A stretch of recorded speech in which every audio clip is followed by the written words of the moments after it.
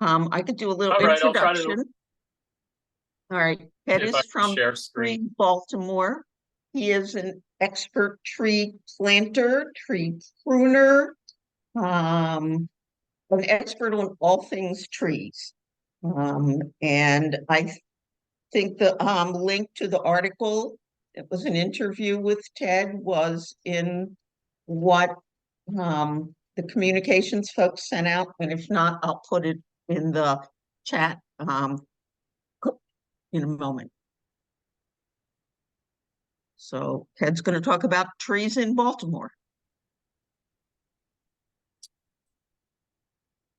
Good evening, Master Gardeners. Eventually, I think I'll maybe like to share a screen, Sandra, so we can just maybe share a few resources, things I like to use when we're planning out tree planting projects throughout the city. So thanks for joining. My name is Teddy, and I work for the city of Baltimore. This department is Recreation and Parks. We work to coordinate agencies from other departments within the city, as well as nonprofits and community organizations, all the way down to individual concerned citizens to improve the tree canopy throughout the city. So we do that one of a couple ways. One is to maintain the existing maturing trees that we have already established through pruning, whether it be reactive or proactive. There are two separate contracts for that, as well as removal and stump grinding. In my 9 years, these contracts have been renewed. They're often 3-year contracts. They've been renewed. They've been held up for with procurement issues. They've been retracted for other issues, but we do our best to make sure that hazard trees are taken care of first. And when it comes to storm cleanup, we are taking the calls from Control One that is dispatching any blocked roadways and things of that nature. So it really is quite a responsibility for a tiny division within an agency that's really geared more towards the children and our youth in the city, to renew and update our recreation centers and our pools, and to have programming in our parks. So the forestry is on the parks and the maintenance side. We're based out of Druid Hill Park. The recreation side is more focused on the programming and these sort of neighborhood level facilities that engage our youth. Just to highlight a couple recent developments on the recreation side before we go trees, I'll just invite you to go down the Middle Branch to the Fitness and Aquatic Center. Check out those brand new facilities there. There's a new field as well that looks like it's kind of getting the finishing touches, a football field, and the pool is pretty great looking.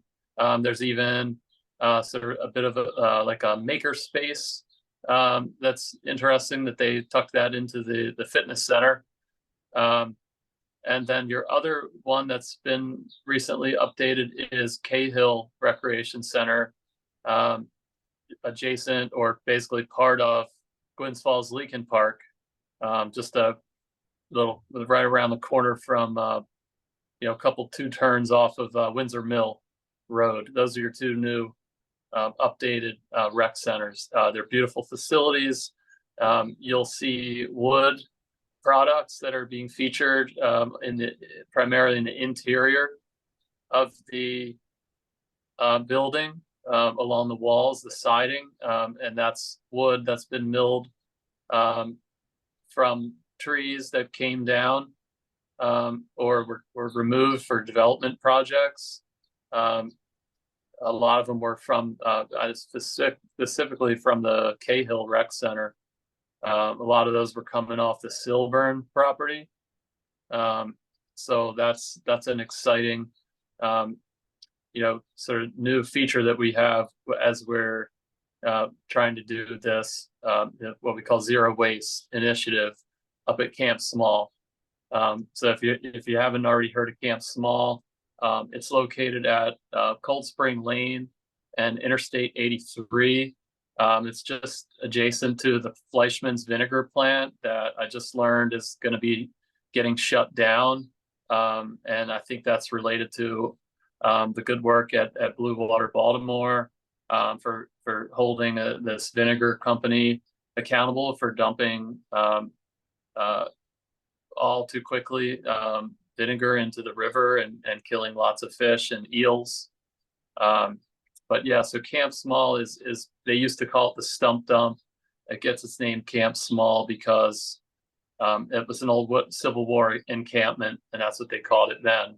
The stump dump was sort of the unofficial name for many years, and then we got some innovation funds from the Office of Sustainability to get that going. So now there's 2 full-time staff who have CDL operator licenses and can run heavy equipment like a track loader and all sorts of equipment to move logs around, sort the piles, and have sales, have sawmills come and purchase logs,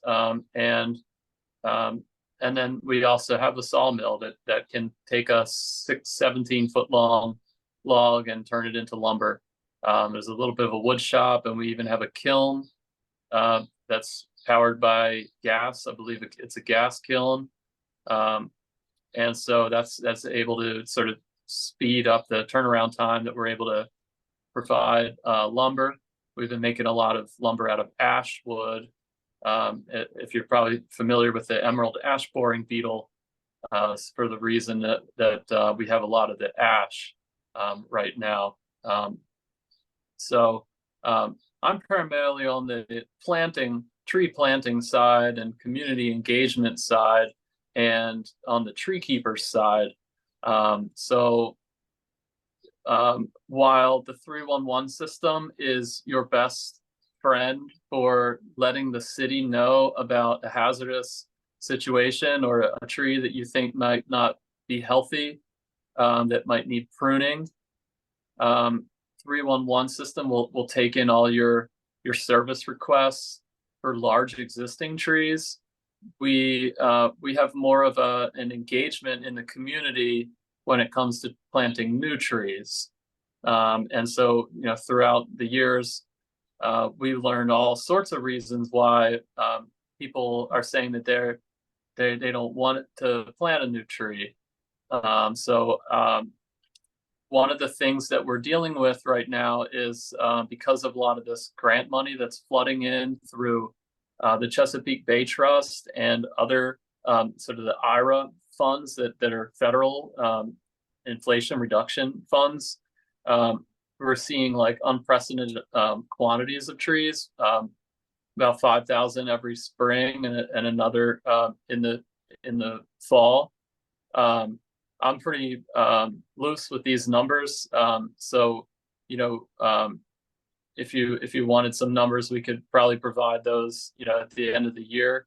But about 5,000 trees get planted, and that's just along the streets and in some parks. But primarily, we're focused with removing concrete and creating new holes along the sidewalk or what we call the right of way. And planting trees where people are enjoying their benefits the most, simply because it's in close proximity to their homes. When Tree Baltimore first got started about 10 years ago, they were really working with their partners, Blue Water Baltimore, and some other partners in the community level to kind of plant out what we'll call the low-hanging fruit areas, the open space, the green space, the parks, the schoolyards, things of this nature. And when we say low-hanging fruit, I'm basically saying that there's less prep work involved. We still have to probably check for utilities, underground, plumbing or electrical lines or gas lines on these school grounds and in great green spaces. But typically that process happens a lot more quickly. When it comes to street trees, however, there's a lot more logistical aspects there, and we often get a lot more pushback from the community. So it's been interesting to really strike a balance with like finding this finding a flow to hit certain tree planting goals, to increase our canopy, while also providing the community some sort of say in the matter. So I just this morning actually read an article, just a very brief article that was on the website at Grand Rapids, Michigan, and it was talking about their tree planting program. Well, they have a 4-step process for engaging the community. And I guess, I'm speaking to city residents here, and so my audience, I would hope would then sort of like take these 4 steps and kind of consider them, and maybe you can join us in the tree keepers courses to learn all about tree planting and tree biology. But really, we have this interesting element of like the human and social element there. And so there's 4 steps. First, they will mail a piece in the mail to every single homeowner in the neighborhood. Doesn't matter if there's a space to plant a tree there or not. 1 week later, they will walk the community and door knock and hang tags on the doors, so that there's a week later follow-up.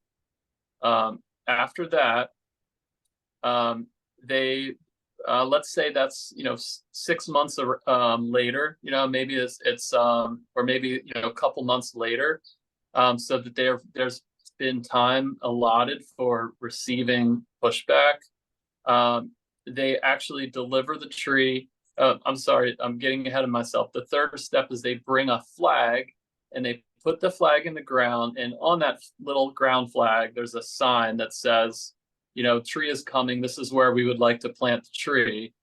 So that's not 1, 2, that's 3 opportunities now to engage with the organization leading the planting.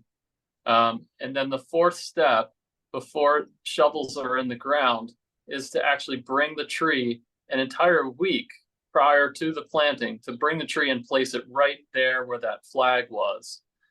So this is really interesting. I think that they really have given this a lot of thought, and they can basically show the neighbors, the residents, this is the nursery stock we're using, and they're given multiple chances to opt out, and to really just kind of invite them into the conversation, because we know that people get all kinds of junk mail and it goes right into the recycle bin. We know that door hangers are often ignored as well. We know that people have busy lives and other issues that are pressing, so they don't always have the time or energy to call that phone number or send that email to say no. And so I think it's really important to kind of just look at that and try to avoid as many like pushback on the day of the tree planting, because you may or may not be using the volunteers to do this work, and the volunteers are there, all of this is from good intention, really, but the best thing to do is really to give the community members a say in the matter. Even though we're sort of, in a general sense, we're pitching the tree in the streetscape as equally as important as all the other infrastructure, such as a fire hydrant or a traffic light. So, we call that green infrastructure. So, I guess we've seen some examples where the tree gets planted, the tree next door doesn't get planted, or the one down at the end of the block, they weren't, involved in the conversation. And so like the next, week later, we get a call that they want a tree because their neighbor has one down the street.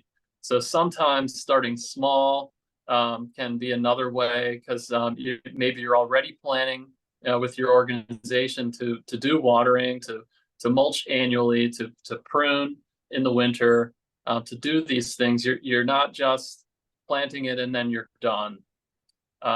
And so if you look at some of these grants, like the Chesapeake Bay Trust grants, and the 5 Million Trees program, a lot of this funding and the grant reports, they need to see that word maintenance see in there multiple times, and they want to see, how much time and money is being spent towards the follow-up maintenance.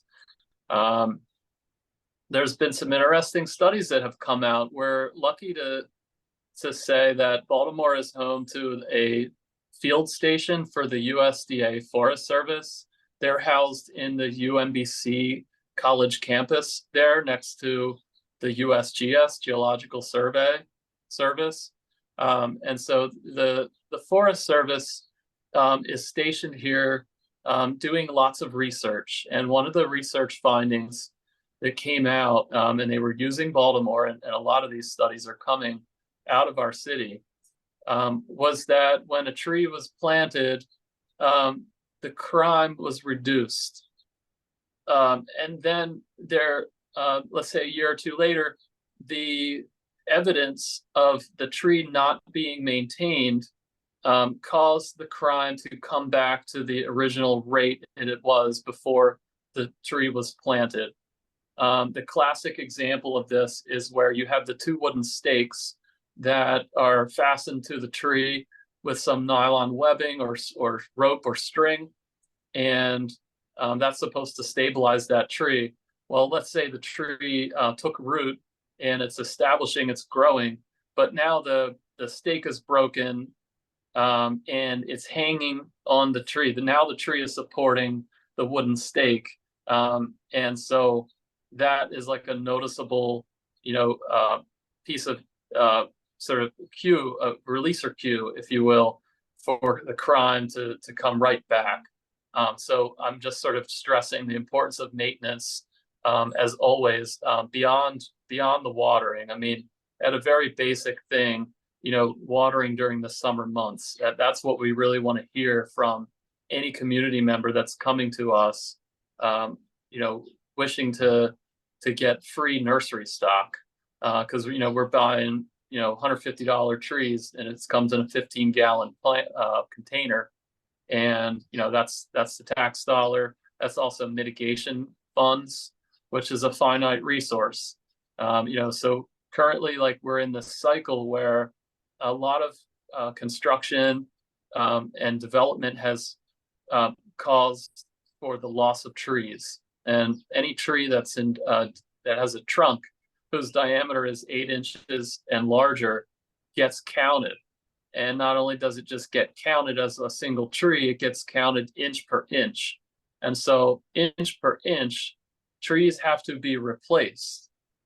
So if we're in a city and there's limited numbers of places to plant trees, often what happens is, rather than planting 10 2-inch diameter young trees to replace a 20-inch diameter tree that was removed, we take fee in lieu. So we take money, fee in lieu of that tree planting service. And so that's a big driver of what is funding the new trees that we can plant. The good news is that this the profession, the industry, the trade of urban or municipal or community forestry is improving. And so what we're seeing is that we get a fresh start now, a fresh chance to really put the right tree in the right place. As an arborist, we always practice this mantra when we're setting up a tree planting, that we don't want to plant a maple underneath a power line. And we really want to be a little bit more thoughtful when it comes to that. Maybe planting something that the homeowner wants, maybe giving the homeowner a chance when you're doing the door knocking to give them a chance to select the type of tree that they like best.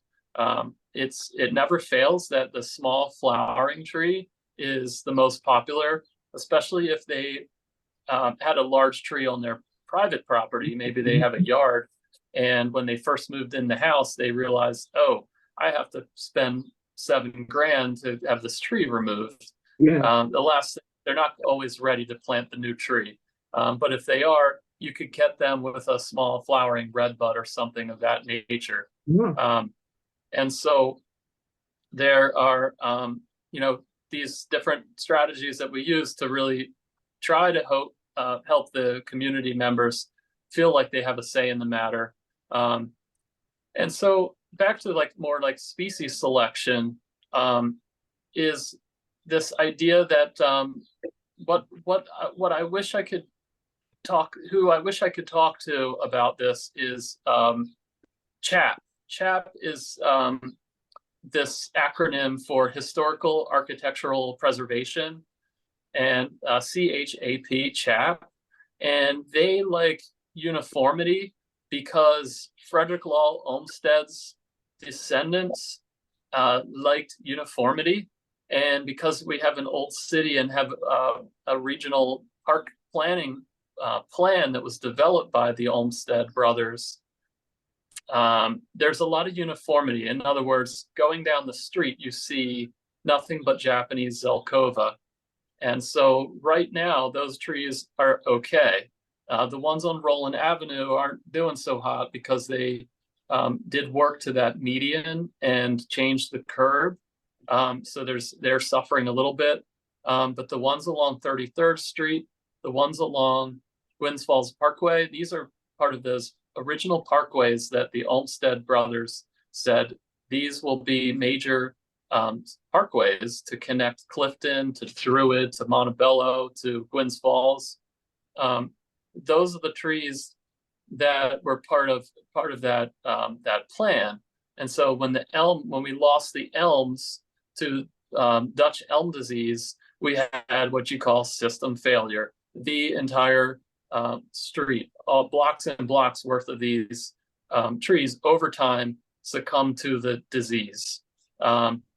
It's very unfortunate that we did not learn our lesson at that point, but we have an opportunity now to incorporate diversity when we're selecting our trees for the future. I'm not saying we're going to remove the Zelkovas along Gwynns Falls Parkway just to replace them with a more diverse mix, but I am saying that this sort of Renaissance era in tree planting in large numbers, we are beginning to incorporate more species within a single block scale. So you could imagine that you would plant 6 different species, A, B, C, D, E, and then the 7th tree would be, you go back to A, B, C, D, E, and maybe A and C and E are large shade trees, and B and D are small flowering trees. So that's really, you're sort of mimicking this wild forest. And if anything, because they talk about traffic calming and how it might, like the presence of trees may slow the traffic. I wonder if having the same shape and size and type of tree might not have as much of a traffic calming effect as like having a red bud and then a swamp white oak and then an eastern red cedar and then a bald cypress and then back to a red bud.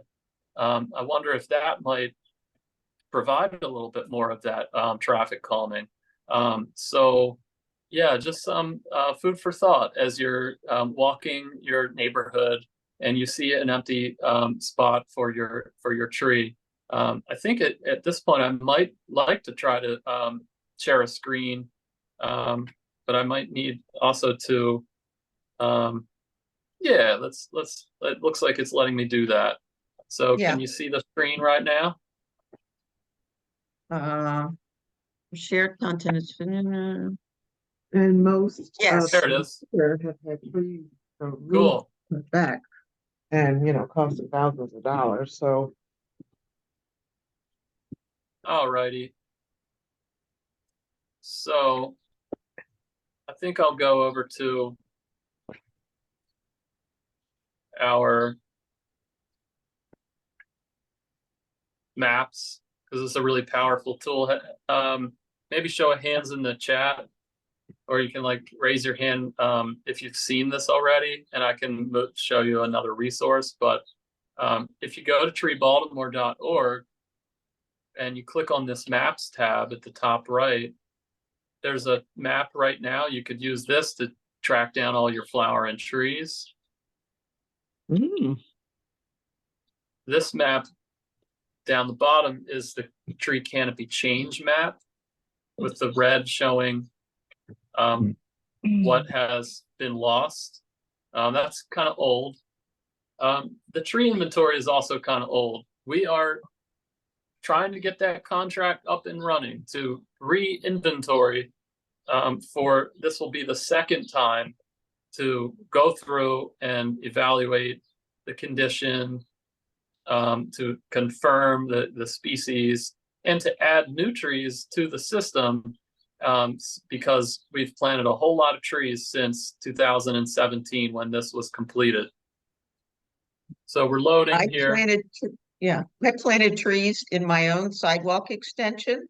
And at first I thought the city was going to come and bulldoze them, but now they're on the inventory, which is kind of exciting to see them. So you can put in your address and see what trees are in front of your house or your neighbor's house. It's very cool. It's a cool tool. Hey, is it Barclay Street or Ave Street? Yeah, here we go. I'm just going to go to Barclay Street because they're getting a bunch of trees this spring. Greenmount Avenue corridor and Barclay. And you might think, well, where are they going to go? Well, they're cutting a lot of concrete. And there's this guy, Chris, who works for Spinello. He's an engineer. And Spinello is a pretty big company around here. He's doing pro bono work to get this done. And that's in the Harwood community. So right now, we're looking at this frame here, and you see these green blobs at, say, the intersection of Barclay and East 25th Street. If you click on one of the green blobs, it'll show you that it's a crabapple, that it's only 1 inch in diameter at breast height. That's at DBH. And the height is 2. Wow. So that must be a little tiny sprig.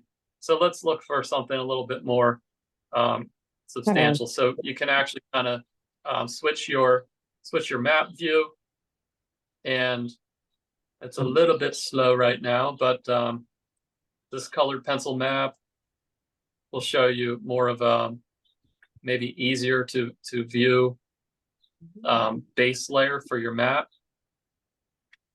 And then right now we have it in satellite mode, which is the default.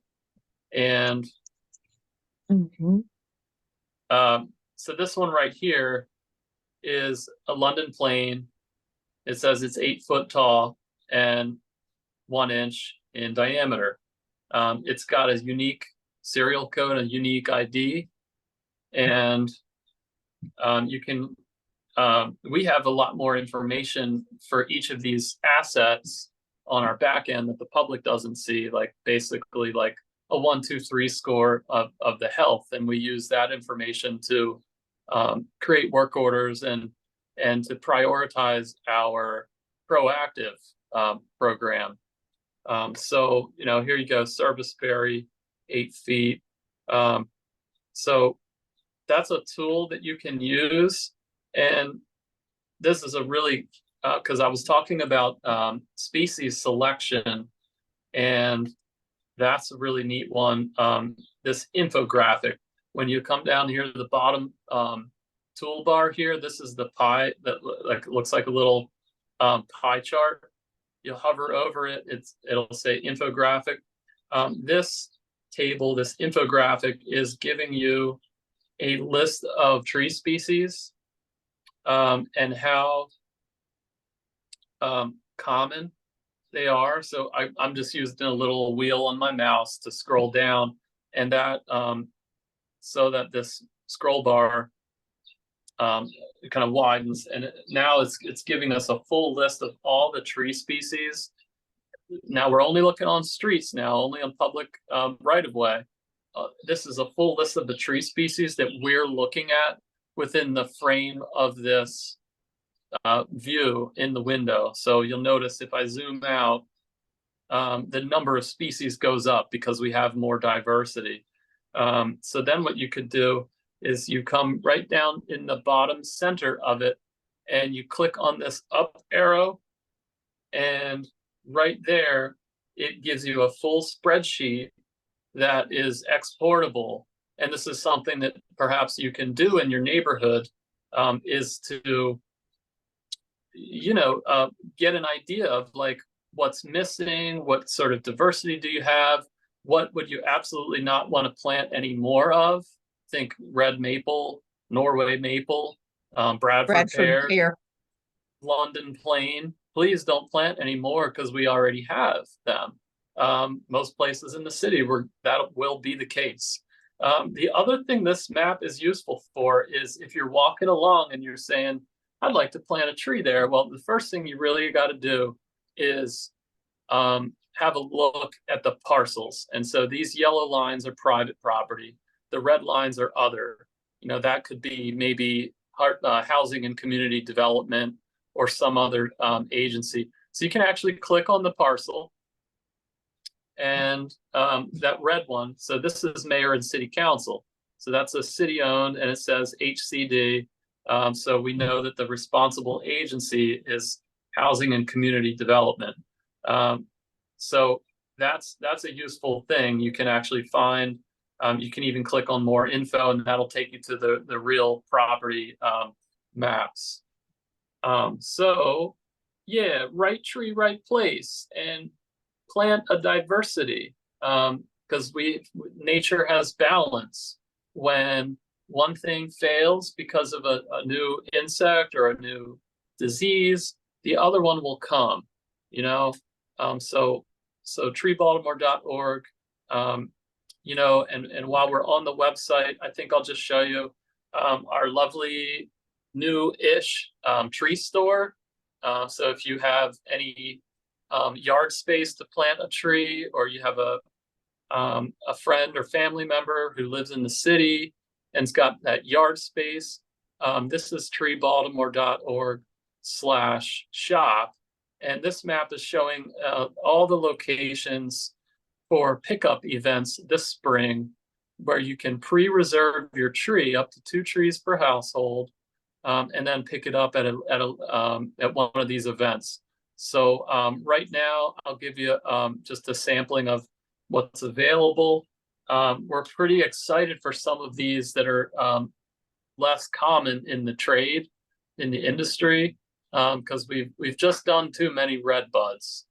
We still get red buds, but we're buying smaller quantity red buds, and we really feel like, since we're providing so many trees to people, it's important that we really think and try to bring in species that are either hard to get or are rare in this area, and that might be both. That might be the case for both.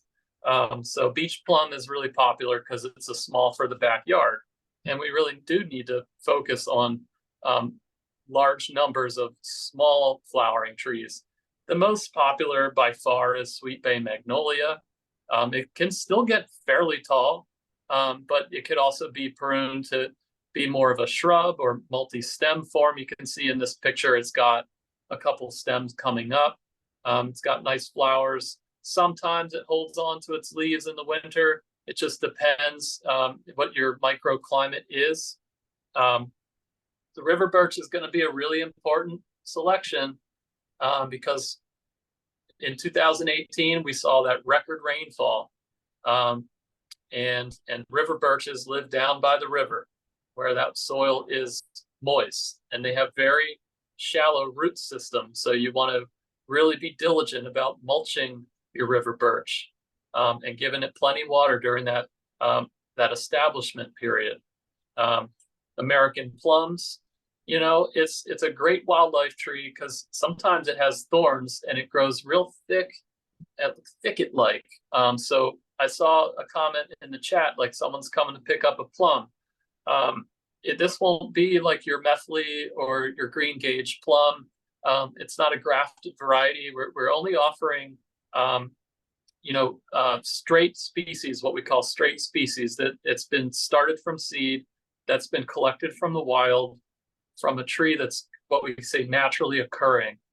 So plum is more of it's non-grafted, and it is more of a wildlife thing, but you can forage, you can get fruits on these things, especially if you're sort of thinning out the canopy and allowing more sunlight to come in.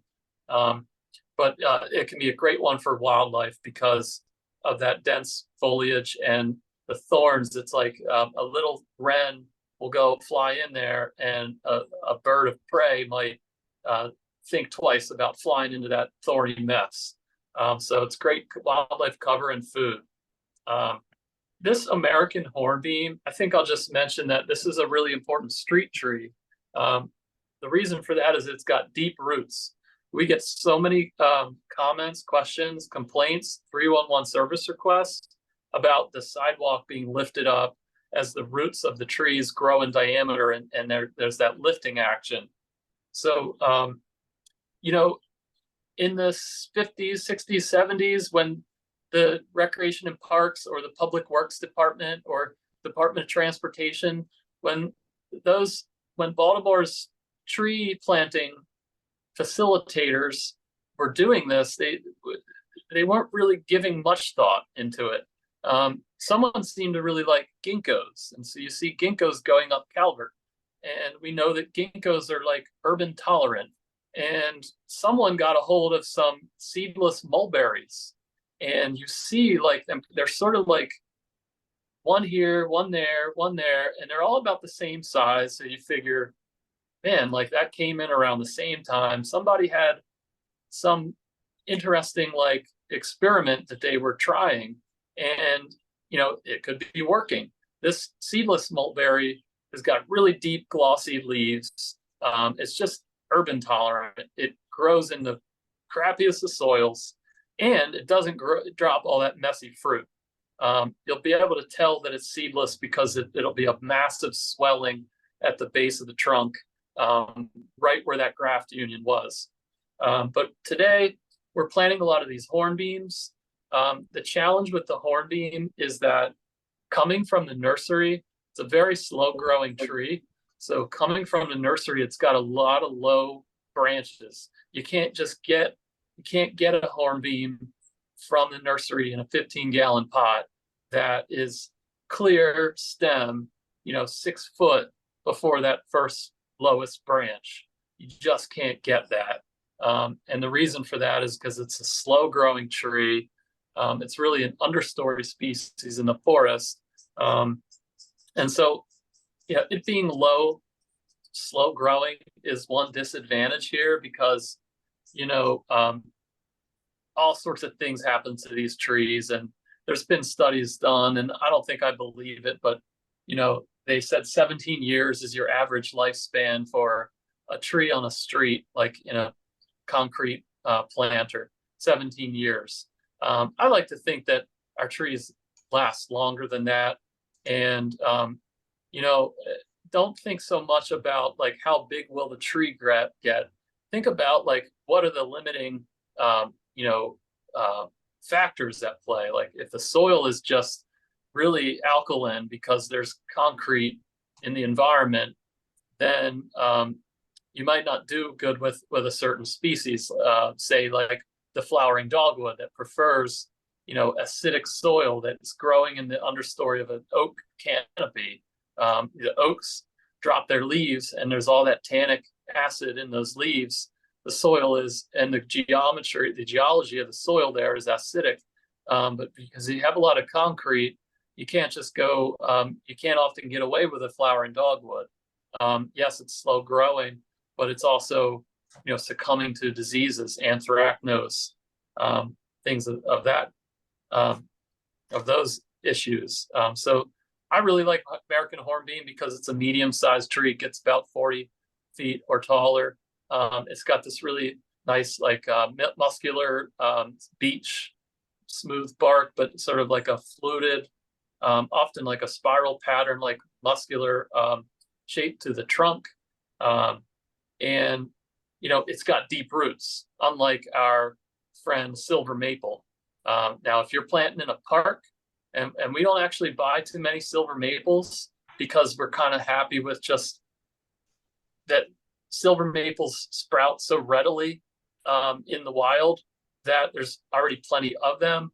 But with climate change, silver maple will be important because it tolerates the wet soils. Not a good street tree because it lifts up the sidewalk. It's got very shallow roots. So if you want to plant a tree, I would, and you're going to do like a container tree, which is most common. I just wanted to show you this Linda Chalker Scott, and I'm going to share all this, these links and names in the chat at the end. Linda Chalker Scott is out of Washington University, and she makes this really great case. And this is controversial because people think that you're doing more damage than is good. And the other disadvantage here is that you're stunting the establishment of the tree more by completely removing the soil from the roots and turning it into a bare root plant. But she makes a lot of good cases here. So notice the structure of these roots here it's a little gnarly. Really what you want to see is like a bicycle wheel where there's spokes, like the roots are little spokes on the wheel. But I'm just going to skip all the way down here and to point out that it's a cloudy, rainy day, which is when you would want to be doing this. You wouldn't want to take all the soil completely off the roots, on a sunny, dry day. Or especially when the soil's dry. But this allows you to actually untangle those roots and redirect them the way they're going because they've been circling in those pots that whole time. You might even get in there with garden pruners and snip away some of the roots. You actually prune some of the roots away. And you can take 30, 40% of the root mass away from the plant and it'll survive. So you can notice like this one has a root that's coming back up and it's starting to constrict the growth of the main stem. We call that a stem girdling root. So you can see all sorts of problems here, and pretty much all the trees from the nurseries are coming like that. So that's why I like to plant 3-gallon stock, 3 or 5-gallon stock, and nothing larger. But you just can't get away with that in the street environment. You have to plant a larger tree. Hopefully, you're getting an NGO to come in there with heavy equipment, and they're using a field-grown tree, what we call a ball and burlap tree, because those are much larger, and they'll stand up to accidental mechanical damage or kill kids, sort of mindlessly vandalizing and things like that. So I'm going to share a couple other resources in the chat. I won't talk about all of them, but I guess I just thought I'd share like kind of what's I'm excited about for upcoming this season and more. We have a group that you're welcome to check on the YouTube for these meetings that are recorded. You'll learn a whole bunch about urban ecology, and the group is called Urban Ecology Collaborative. And so one of the recordings that I'm sending a link to that YouTube channel for is by Professor Ekene Ijeoma, and he's out of MIT, Massachusetts Technology, and based in Boston area. And so they're planting the Black Forests. And what is a black forest? The black forest is trees being planted as memorials for Black lives lost to COVID and other illnesses. So I'm really excited because Ekene reached out to us a couple weeks ago. We're having a call with him tomorrow afternoon, and he's already done San Francisco, Boston, Detroit, Miami, some major cities. Now he's coming to Baltimore. And basically what it is like an oral history project. He's taken recordings and written accounts of people's lives, and each tree gets planted with a tag, a QR tag that you can then scan and listen to or read a story about someone that tree was memorialized for. So they're finding new ways to engage the community and bringing more meaning into that, which I think is a really nice gesture. And like Tree Philly, for example, has a tree tribute program. So they actually have a full-on program they built out just for that. And we will on occasion provide trees and help them with, finding a place in a park to do that. But again, we need to see that they're committed to bringing like a bucket of water out there in the heat of the summer, which a lot of people, once they hear that they're not ready to really commit. But there's all sorts of ways that we can. This is my message: is that we can just engage around that.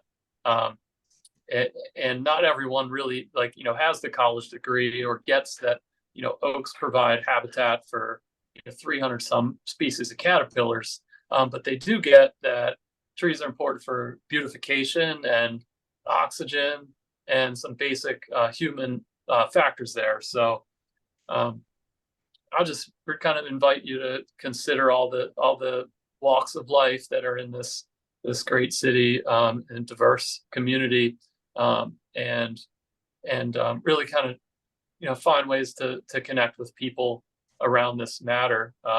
So with that, I think I'll just take it up for questions, and I hope you can come out to some events. There's only a dozen tree planting events coming up this Saturday. I'm going to be in Upton, historic Upton at 1200 Argyle. That's a fruit tree planting, 100 trees at a place called the Legacy, Be More Legacy Farm. And that's in historic Upton neighborhood. Very exciting event, 9 o'clock to noon on Saturday, April 20th. So yeah, any questions, comments? Thanks for coming out tonight.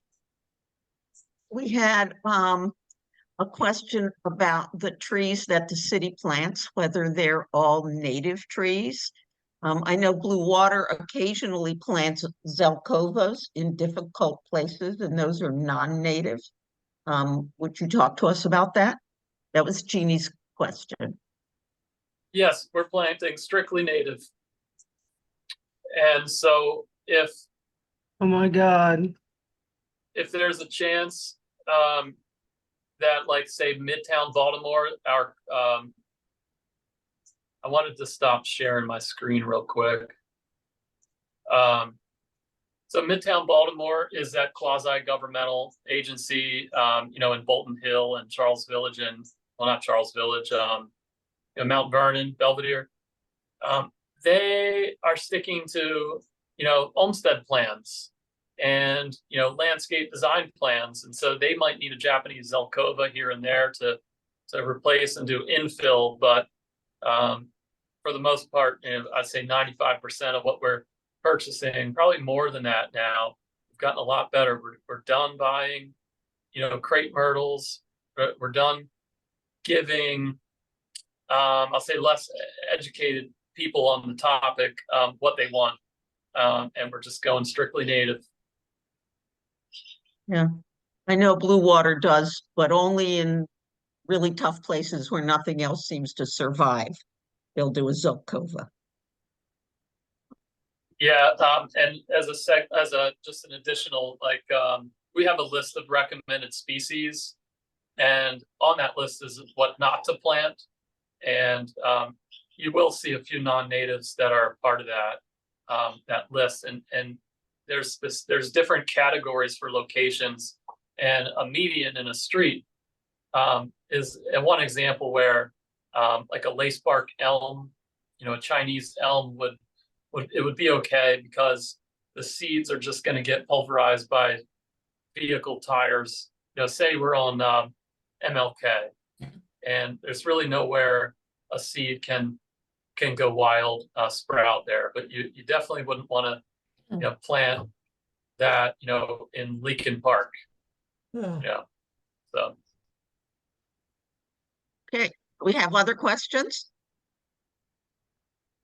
And was there any plans for getting a tree nursery to be made locally here in Baltimore? Because I know one of the problems we were having last year with Blue Water is we were watering a lot of trees that when we planted them, the nursery was like they were burying their root balls successively more and more. So when people were planting them, they would already be like the root balls would already be buried, so we'd already be behind. The tree stock that we were getting was already kind of low quality. So one thing we were thinking is like, well, if we have our own tree nursery here, like maybe that could be mitigated. Is there a plan for that? sure, yeah. So there's a group called Greater Baltimore Wilderness Coalition that's seems to be wanting to discuss it the most right now. And in Druid Hill Park, we just have a couple of varieties, pawpaw, some acorns that were sprouting. We have challenges just finding homes for all the trees that we're getting in and out in a timely manner, because there's just so many goals to just get trees planted that primarily what we're concerned with is purchasing the trees and getting them in. So with the grow out nursery, I will mention that Greater Baltimore Wilderness Coalition is sort of starting up these conversations where because of the Maryland's 5 million tree program that was signed into legislation 2 summers ago, there is going to be a need for more nurseries to pop up. And, typically a 5-gallon plant, if it's an oak, that's probably a 3 or 5 year old plant. That was a little acorn 5 years ago. So it takes a long time to get these grown out to spec. And so sort of what we've been thinking about is to really be starting with smaller size nursery stock, maybe up to a 3-gallon size pot. And the interesting part of this discussion is like sourcing the seed, because we know we have a champion trees program, and we can use those champions to keep an eye on them, and we can maybe use tree keepers to, use their volunteer hours to collect seed and then get the seeds back to a place like the 6th branch or a private company like Ecotone, who would then grow them out, and there would be some sort of bartering going on where they propagate, they grow them out for a couple of years, and then we get them back. So Quercus lyrata or overcup oak is a great example of a tree that was transplanted back in the 50s or earlier probably, and it is just doing fantastic. The city, compared to other counties around the state, has the largest specimen Quercus lyrata, overcup oak. This is an acorn whose cap almost completely covers the nut there. So it's really a bottomland oak. The acorns are designed to fall in the stream, the river, and float on down and sprout somewhere else down the river. So it's tolerating the wet years that we're getting. It's tolerating more of the soil compaction and the poorly aerated soils. Meanwhile, the Quercus alba, our state tree white oak, is succumbing to all this wet weather. 2018, we had the wet season. 2019, a lot of these large 40-inch diameter trees started coming down. So we have to really think about climate change. And the interesting part about this discussion, and this is just, myself and maybe 8 other, Marylanders, was that we don't necessarily want to sprout all seed and grow out all seed from Maryland. We want Virginia seed. We want North Carolina seed. And we should be giving our seed to Pennsylvania. You see what I'm saying? Like, the seed sources ought to be a little bit south of us. And we ought to be trying new species as well. So, yeah, we're planting all kinds of, poor quality stock that aren't got terrible root systems. But we're just kind of doing the best we can with that. And the 6th branch in Oliver neighborhood is probably your best example right now of like sort of a grow out nursery. And I'm not really all that familiar with like what they're looking like right now. I can say that I sent 100 pounds of overcut Quercus lyrata. I drove across the Bay Bridge over to our Maryland State Tree Nursery, and I gave them the 100 pounds of acorns because they have tractors and sandy soils and machines that pull these bare roots. So we're hoping in 2 years we can get a bunch of seedlings back from that by providing seed for free. So, kind of right now what we're saying is like, well, who has the infrastructure? Who's already doing it? And that the Maryland State Tree Nursery is hiring new people, and they do want to scale up to provide the planting stock to reach our goal of planting, 5 million trees in the state of Maryland by whatever it was. I think it was 2040 or something like that. Is that run by the state? Yes. So Maryland, so are you asking about the nursery or the 5 million trees? No, the nursery. Yeah, it's called the Robert Ayton Maryland State Tree Nursery. And, once you cross the Bay Bridge, you're on the Eastern Shore. It's another maybe half-hour drive. They take orders in spring, in fall, or late summer, early fall only for spring shipment. And you have to buy them in bundles of 25. They're either $1 or $2 a piece. So, if they're $1, then you're buying a $25 bundle of bare root trees.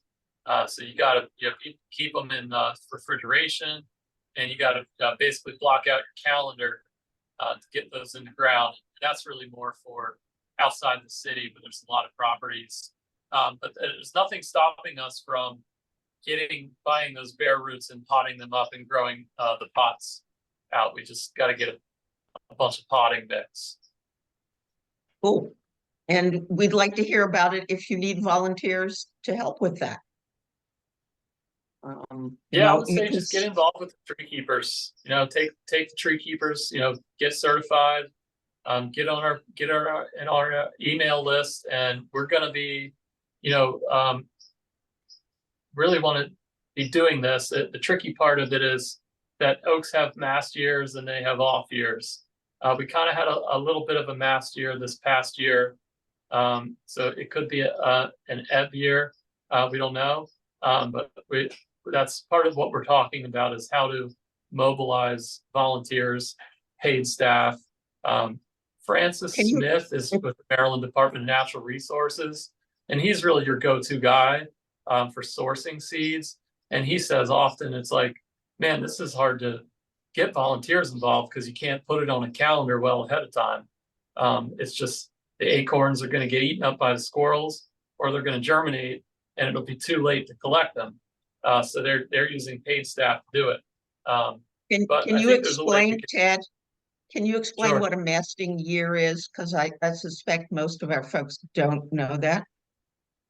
Yeah, it's basically just the oak has come up with a strategy to proliferate itself by not basically overwhelming the squirrels and the deers and the turkeys with too much food.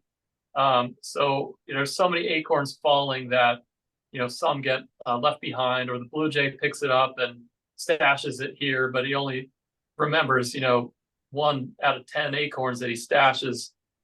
So when the oaks just are raining acorns every 4 or 5 years, that whole plan is designed to, really be able to, have success in germinating and sprouting.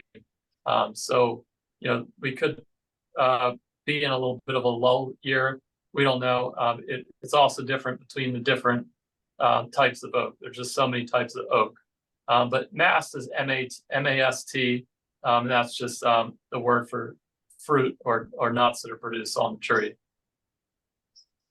Yeah, because I remember we had an oak masting year, and it must have been 15 years ago, because I was paying my grandchildren $1 a bucket to pick up the acorns, because there were so many of them. So sometimes I think the trees, like all the acorns in it, I mean, all the oaks in a neighborhood will mast. No? Sure.